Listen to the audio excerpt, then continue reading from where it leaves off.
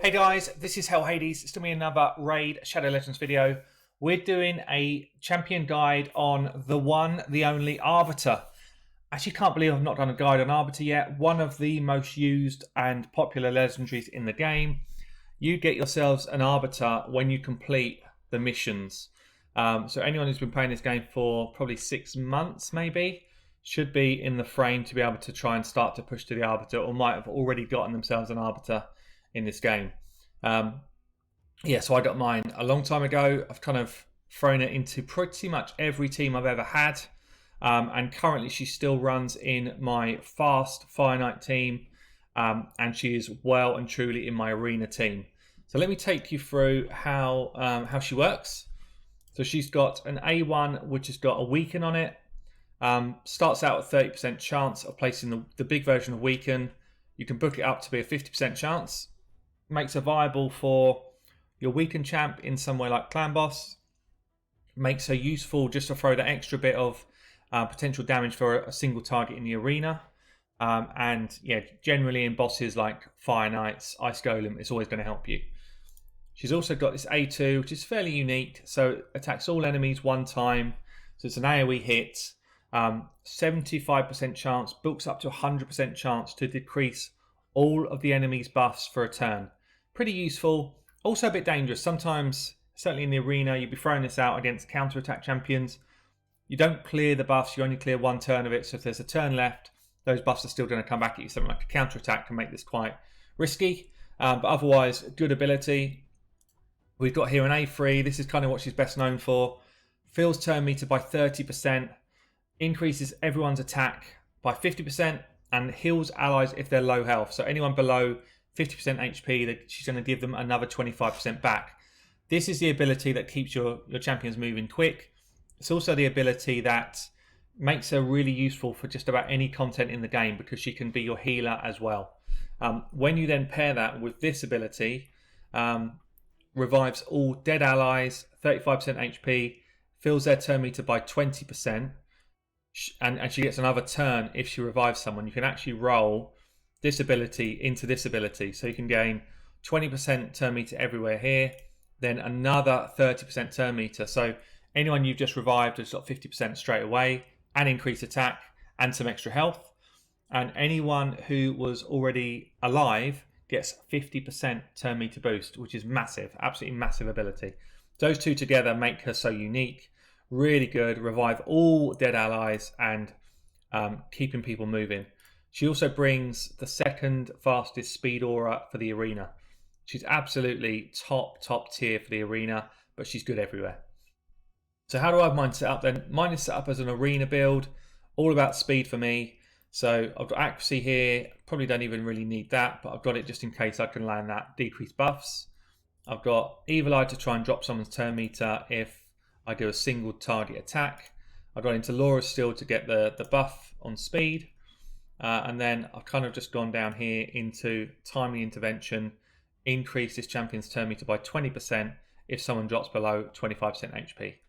So that's useful just to keep her in the game. Remember, if people are dying, she's going to be gives me a chance to revive them, so pretty useful ability there.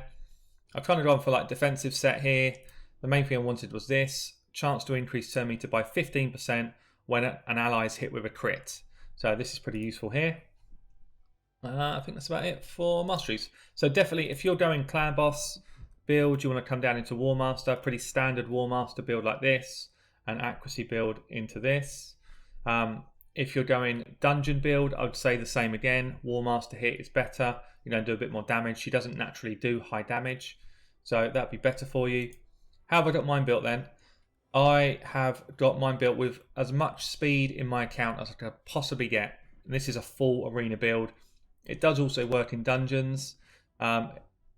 It's not perfect for a Clan Boss build, but it's not terrible either. But basically what I've done is I've looked at every piece of gear that I own with filter. I've gone into every piece. I've looked at subset speed, and then I've looked in my speed set, and I've said, right, how much has that got? 12. What's my main piece got? 22. Not good enough. Not good enough. And I've rolled the fastest possible gear pieces that I've got on her. I then save my best glyphs, and I throw my best glyphs on these pieces of gear. to get her as fast as I possibly can.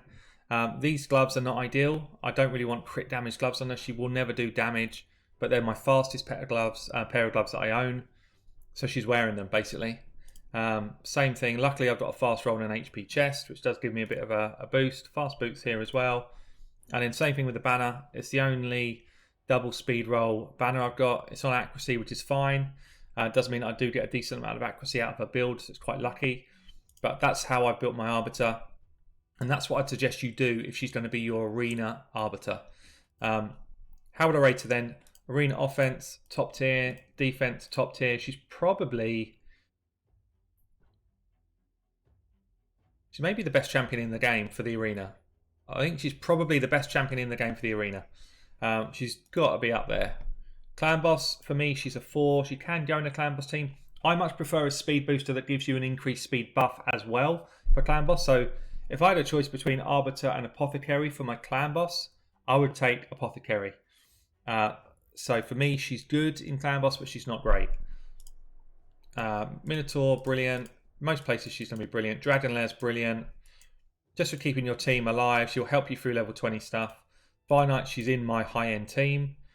Campaign, I don't see why she's so high. I guess she could be built to keep somebody alive for Nightmare campaign, but I wouldn't use her there personally. Ice Golems, top tier, in case he does that kind of nuke. It lets you pick everyone back up. Spiders, same sort of thing. She can pick up the people that are dying, keep them moving fast. Very good with a HP burn sort of strat, or if you're just trying to get your abilities back on somebody like a Royal Guard or a Cold Heart as quickly as you can. The keeps, she's just going to keep people moving quickly. Very good, but not insane. Same for all of those. And Faction Wars, she's probably the best high elf champion in the game. Just because she can pick people up. You only get your 3 stars on Faction Wars if people are alive at the end of the fights. So anyone that revives is insane for Faction Wars. So let's get her into some dungeons.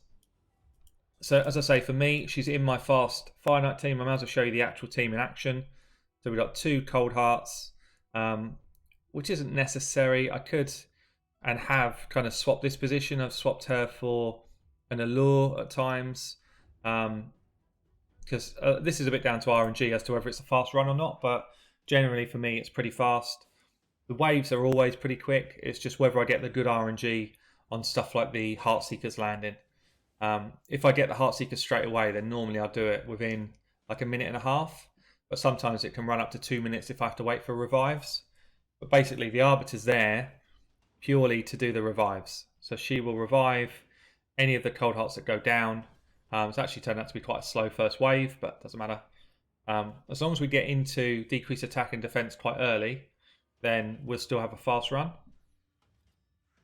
It looks like I'm actually not going to, so this is going to end up being quite a slow run. Oh, there it is. Okay, so we're not too far out. We now start to get the AoE stuff going on. Arbiter's just speeding us through, increasing attack. Every one of this team benefits from increased attack. So this is a full attack lineup. And obviously I've got other buffs that come in from my Mashald as well. So we end up getting through to the boss at just under a minute, which is not bad. And normally, if I'm doing a fast run, it's probably normally about... You see the 2 Heartseekers are out of sync as well. So normally it's about 45 seconds on a fast run, but everything's gone out of sync on this run. So you will see people die, I expect.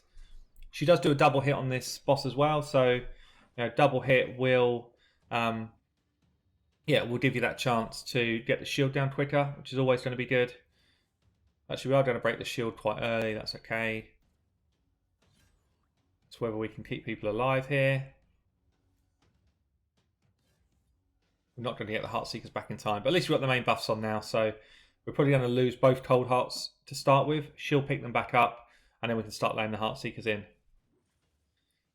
Oh, we lost them actually. Done okay. But by now, we normally would have cleared this.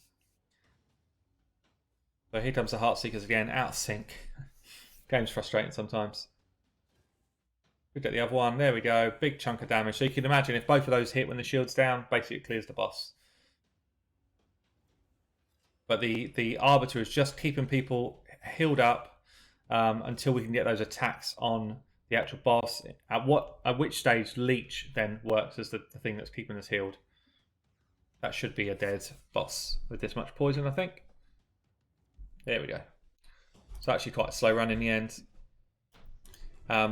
If we then have a look at something like dragons. So dragon, she can go into any sort of team setup really. If you're just running a team which is kind of struggling through, you know, perhaps you've got a bunch of rares that are doing it. Maybe you've got, you know, something like an apothecary, a Kale, maybe a frozen banshee in there, a decreased defense champ, and then somebody that's got perhaps a stun set on, something like this. She can come in and just give you that safeguard. So she's going to resurrect people if they drop. She's going to keep the team moving quite quickly. She's going to get your increased attack on. And you see here we're kind of relying on stuns, but stuns are RNG. So we're relying on stuns to kind of do the work to keep the enemy from attacking us. What Arbiter does is gives us that next level of protection, because if the stuns don't land, if we don't get that good RNG, then even if they kill someone, which, you know, these Hoardings and the crossbowmen guys, there's a good chance they can kill people, you know, they hit hard. So having an Arbiter, I remember when I was first running Dragon 20s, it was literally a case of pick people up, pick people up, pick people up. You know, I used to run a Royal Guard in here before I had a crazy spect, and he'd die on this wave every single time. Whereas when I got my Arbiter, she'd just pick him back up and would get him out into the main fight. And you can just see she's actually doing, if she had War Master on here, she'd be doing a ton more damage. War Master's definitely better for dungeons than what I've got. But she's still putting in a decent amount of damage because she's so fast. And my one's crazy fast, probably twice the speed of anyone else I've got here. Near enough.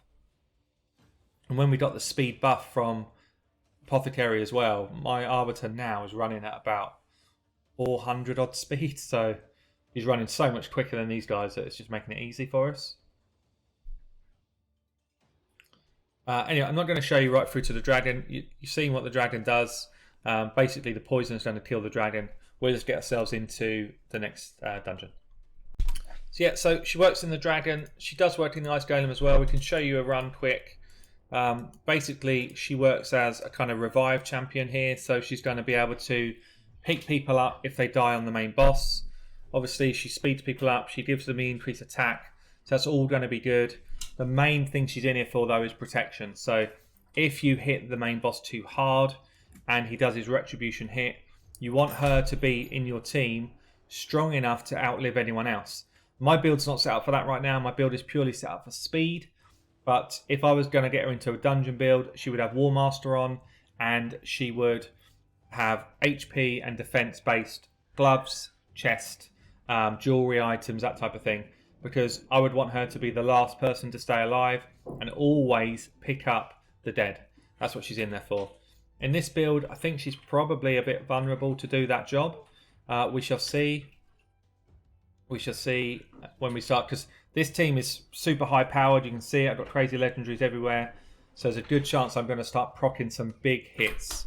Some big hits quite quickly in this team. And she probably will outlive that bad L. It's probably maybe the only one she'll outlive, but other than that, we might not even lose anybody. But if we do, yeah, bad L's drop. So there we go. Hopefully she stays alive through the slams. If she does, she should start picking people up, but she won't because we're hitting too hard. Because Rotus is totally busted. But that's what she's there for anyway. We've got no risk of dying because the team's just busted anyway. But on normal setups, you would have a bigger risk of losing your whole team. Anyway, let's get into what she's all about. So she is, for me, a through and through arena champion. If we look at top end players, everyone who's in plat. So I'm going to discount this cheater here who's cheated his way to first. GS Maxim, who's won before already. When will Plarium do something about this ridiculous cheating in the game? It's not even being like subtle about it. You know, if it's his clan that are doing it, then they should all be banned. Or I don't know what they should be, but it's ridiculous. Anyway, if we look at, we count this as position 1, T Swift.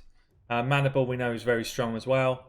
So if we look how many have got Arbiter as their lead here in the top 50, yeah? So 1 hasn't, 2 hasn't, 3, 4, 5, 6, 7, 8, 9, 10, 11. More than I thought actually, but 12, 13. So 13 out of the top 50 are not running an Arbiter lead. In the top 50 of all of Plat. Shows how strong she is as a champion for the arena. So if we refresh mine, I'm just outside of Plat, about to burst back in. She's in there for me as my fastest champion, and she is just setting everything up. So we're up against Sifi, who is the same type of champ. If you look here, we're massively faster than these three, but not much faster than her. So I have to bring Gerga up to her sort of pace to go first. If I go first and the freeze lands, I should win the game. So we go in, we're going to do damage on her because she's the threat in this setup. She's actually just got rid of that buff. Doesn't matter though, so we're going to debuff all of that stuff anyway. And then Foley is just going to come in and nuke her, I think. Just to make sure she dies. Everyone else is, at this stage, pretty much a non-threat. You know, she's not going to do anything because she doesn't have her power. This is her power. And we don't have the res champ anymore because we've killed her. So at this point, it's game over. It's game over purely because my Arbiter gave me enough speed to win. And that's what she's all about, guys. For me, it's probably 90% of what people will use her for once they get into end game. If you're mid game, you'll probably use her everywhere. So this team here, bit of a different setup here. Tormund can freeze us if we run this ability. So what we do with this ability is we speed people up, gives Tormund a chance to freeze us, and then we buff people as well, gives Tormund a chance to freeze us again. So each freeze has got a 25% chance to land. So every time we do one of these things, there is another 25% chance that someone's going to get frozen. Immunity gear here, she can't be frozen. He can't be frozen because of his passive. This big guy can, and I need him to freeze, otherwise we lose. So in this instance, because he's behind the Arbiter, I'm actually not going to go for the full 30% turn meter boost. I don't need it. If I do this 20% and don't buff, there's only one chance that out of all of my team, there's one chance here, 25% chance I'm going to be frozen. 75% chance I don't get frozen and I win the fight. So it's all about RNG at this stage. He got frozen. He did get frozen, which is annoying, but that's what RNG is all about, I guess. Who are we going to try and kill? I think I'll try and kill the Trunda because she's going to potentially one-shot my team. She's dead. And she got blocked revive, so at this stage we're now in pretty strong position. Get some debuffs out so that we get hit for less damage. Even though we're dying here, it's not block revive, so Arbiter comes in clutch in a minute to pick her back up. Now I just want to try and wail on the Arbiter, get rid of her, so that we don't get any revives on these other champs. This is on cooldown, so I use that right at the start of the fight. So at the moment we've just got our kind of speed and heal increase, but that's enough for what we need to do. Just want to take this Arbiter out. There's still a bit of risk. This Skull Crown hits hard. We're going to try and drop our turn meter with this A1, which we did. Got a passive open, which is what we want. Still got one more turn before I can revive. I'm going to try and remove this with the remove everything one buff. As long as my accuracy is high enough, that lands. She's now dead. Now there's no threats. So you can see here, even on a turn where the RNG went against us, the rest of her kit was amazing for us. So we pull that in. We can now go the double turn like I said earlier on. And we've now got everyone alive to finish off this Tormund, which becomes pretty easy. 4-hitter. Just need to swing it around again. He's already frozen, don't need that. We're kind of just waiting really for Foley to get another turn because he's our damage. And that should be that. So you can see there, that's a different kind of style of having to use her. Don't think I can show you any more examples like that. Otherwise, guys, she's pretty much in there for the speed race. You know, we're up against high-end teams. I'm in kind of very early plat, late gold. Everyone's fast. Look how fast she is. Almost as fast as me. As long as I get that first ability off, I should win the fight. He then goes on Wales on someone. She then makes everyone easier to kill. And he, hopefully, clears the board. And that's how, you know, you don't need the legendaries to do this sort of style. If you've got an Arbiter, then the same style of fighting would be done no matter who you've got. Just one person for debuff, one person for control, and one person to nuke. It's pretty much what you want. So anyway, guys, that has been my Arbiter guide. Hopefully you found it useful. I can't believe I haven't done one already. She's definitely one of the best champions in the game for a lot of areas, but I think singly the most influential champion in the game for Arena.